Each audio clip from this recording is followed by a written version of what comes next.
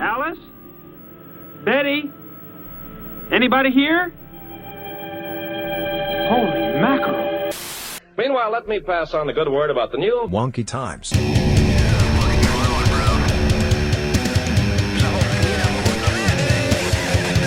Richard Fuller. Wonky Times. They'll say it's incredible. Wonky Times. Well, Wonky Times.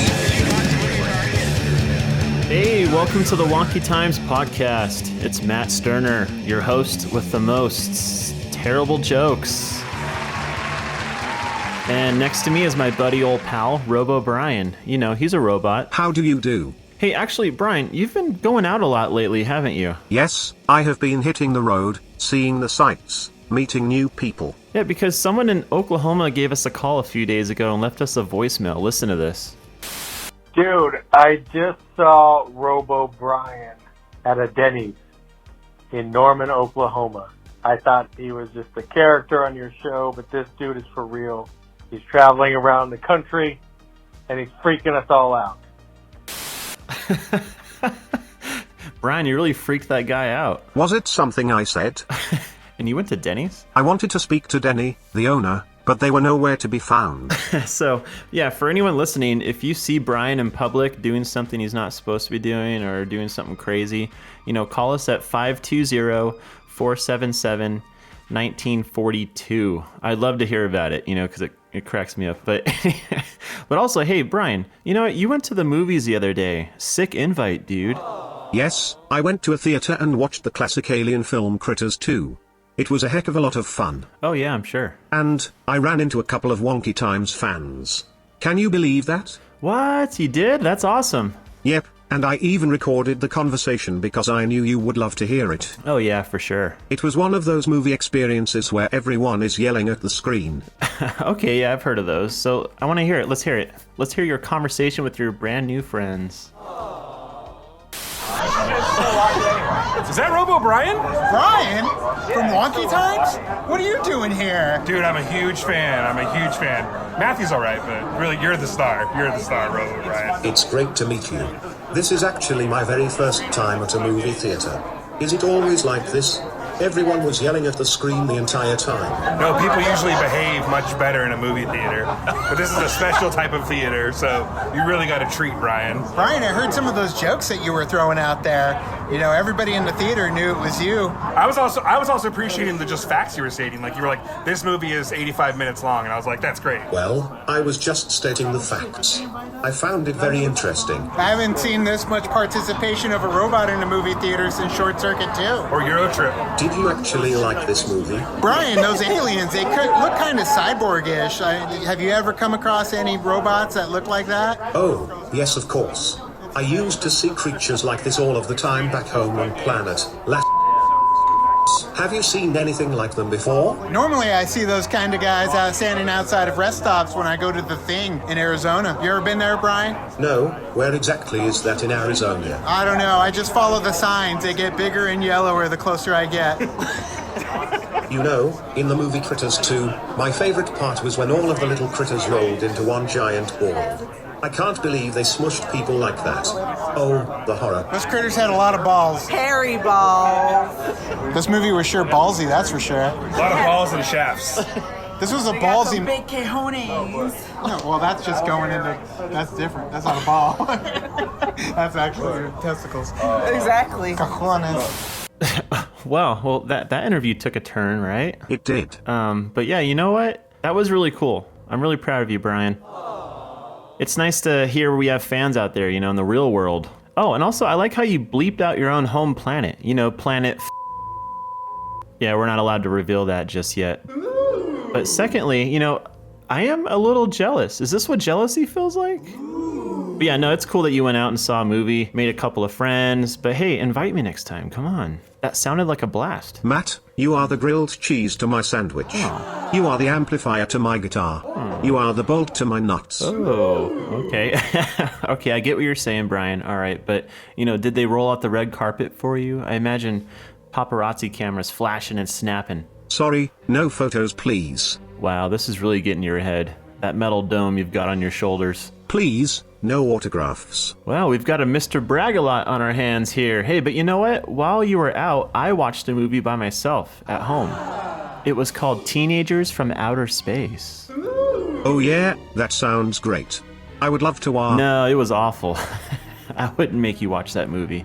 You know, teenagers on Earth can be a handful at times. So just imagine some E.T. teens, you know? I've heard about teenagers. Someone once said that raising teenagers is like nailing jello to a tree. Wow. They say teenagers are either your best friend or Satan. Okay, cool. And they're not always rude and sarcastic. Sometimes they are asleep. Okay, Brian, I think you better stop. I don't want to upset anyone, you know. Who's going to buy all those fanny packs we have in the Wonky Time store? Yes, good idea. We also have a few nifty t-shirts, hats, and mugs for sale too. Head over to wonkytimes.com before they sell out. RoboBrian, the master of plugging our own merchandise. Sometimes I surprise myself. All right, but I want to show you some clips from Teenagers from Outer Space because they're just really cringy. But before we get to that, we have a commercial to play, so we'll be right back. Wonky Times will be right back after this short commercial break. When Polly came into my life, I had no idea how much I needed the level of companionship that a dog provides. She lights up my life. And now, thanks to Matt Sterner and Wonky Pet Portraits, I have this incredible painting of her that celebrates the fun, cool, confident gal that she is. Everyone should have a chance to see their pet through Matt's eyes. So what are you waiting for? Head over to wonkypetportraits.com to turn your pet companion into a real work of art. Okay, so, Brian, this movie I watched, it's called Teenagers from Outer Space. I've said it like 3 times already now, but it's a really, it's a good movie, but it has a lot of bad acting in it. You know, the teenagers, they speak in a very monotone, almost like robotic way. What's wrong with being robotic? Nothing's wrong with that. But, I mean, you are a robot, Brian. You're not being a poser like they are. So anyways, take a listen. This scene had me cracking up pretty good. Surface readings register above minimum requirements. Morrow, go below and bring up the young Gargan specimen. Now the decision depends on its reactions. Wait, Captain. I have found evidence of intelligent beings on this planet. Of what concern are foreign beings? Of none to you, Thor. Just as you were so unconcerned when you destroyed the small creature.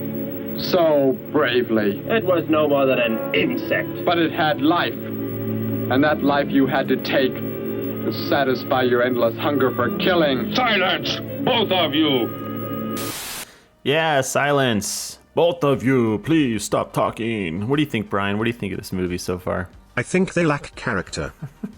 Yeah, so, okay, this next scene isn't any better, Brian, unfortunately, but one of the teenagers from outer space is learning how to drive a car while riding in the back seat of a car. So, you know, he's a real backseat driver is what they say. Psh. Is he fogging up the windows? No, that's something else. But here is the scene. Let me know what you think after listening. What's the matter? You act like you've never seen the inside of an automobile before. What is this? The gear shift. Where have you been all your life? The gear shift. Tell me what it is for. Now look, mister, I didn't offer you a ride to give no driving lesson. Tell me! Sure. I didn't mean anything. Here's the clutch. When I push it in, I change gears. Low, second, and high. And to halt the vehicle? When I want to stop, I press the brake, right here. And this? The starter and ignition switch. And the fuel, what does it use? Are you kidding? Gasoline, of course. Here's the gas pedal right here. It's about time I have the tank filled. Where you been all your life? Where were you born in a barn? No, outer space. That would have been a really good line in that scene. Wait, Brian, how did you get to Oklahoma the other day? You know how to, we'll talk about that later. Okay, so I guess I should have given you, Brian, and everyone listening, a brief synopsis of this classic sci-fi film. Yes, that would have been nice. It's not too late, though. Well, here's what I found online. So, Teenagers from Outer Space is about this. A sensitive young alien teams up with a teenaged human girl to try and protect Earth from a giant lobster invasion. That's right, I said lobster. It sounds really fishy to me. You got that right. Okay, so this next scene, spoiler alert, is when a giant lobster drops down onto Earth and starts terrorizing the town. It's kind of scary, and my favorite part is when you actually hear what the giant lobster sounds like. What do you think giant lobsters sound like, Brian? Oh, probably something like this. What is that? Oh, that's a donkey, Brian. It's a donkey. No, stop. Make it stop. No. Okay, all right. So, okay, let's let's listen to this scene now where the giant lobster comes down and wreaks havoc. Operator, this is an emergency. You must connect me with the city electrical generating plant. Hurry. that was the lobster there, but here, I'll keep playing it. Generating plant. Hello? Please listen to me. You must do as I say. The monster is coming towards the town. I'm at North Ridge Road. We have a weapon here that might be able to stop it if we can connect it to the power lines. Who is this? I'll have to check with... You have to believe me. There's no time to check with anybody. Out there. That looks like him. Derek is climbing down a pole. And look what's coming. We're not going to make it in time.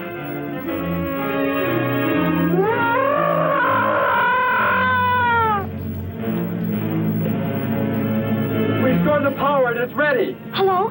Turn the power back on. Okay.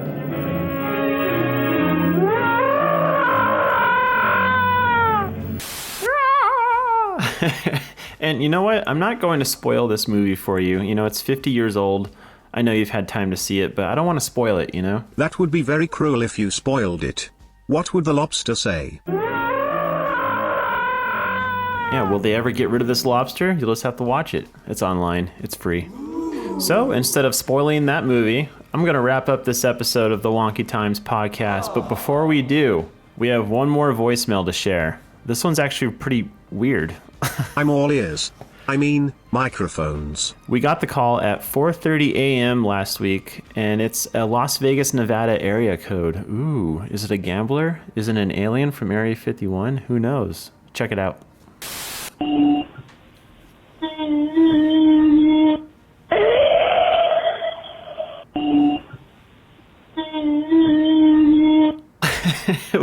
Wasn't that weird? Man, I don't know. I don't know what that was, Brian. I wonder if that was a butt dial. It sure sounds like something from the nether region. Yeah, so whoever's listening, leave us a voicemail because it's likely we'll play it on the show just like that. That phone number is 520-477-1942. Plus, if you have seen anything strange, we would love to hear about it. Email us at getwonky@wonkytimes.com for a chance to be featured in an upcoming episode of the Wonky Times podcast. And I just want to leave you all with one little nugget of knowledge. Here it is. That is totally a donkey. Well, that's it. Thanks for getting wonky with us, everybody. It's time for Matt and RoboBrian to get the heck out of here.